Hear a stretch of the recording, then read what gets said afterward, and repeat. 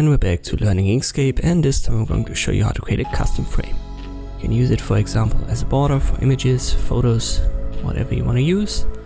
All that you need is a photo. We've got the snapping enabled, just keep to the defaults that you should have when you start Inkscape.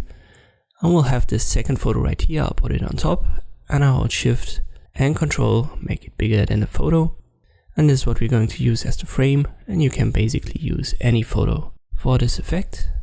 Make sure that the photo is on top of the frame, then use this rectangle, make it as big as your photo, the snapping helps. Press Ctrl D, so we've got two rectangles. I give it a different color, put it to the bottom, and then I go to Path and use Dynamic Offset. You should find this little icon right here, and then you can drag it. So this is our second red rectangle that I'm transforming here. Select both now, and then go to Path and Difference.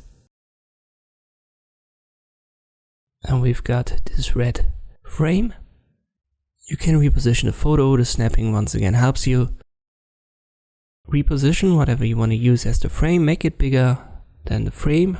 So in this case I hold Shift and Control and resize it. Then make sure that it's below the red frame. Hold Shift, click on red frame and this frame photo. Both are selected, and then right click and set a clip. Now you can group it and you're basically done.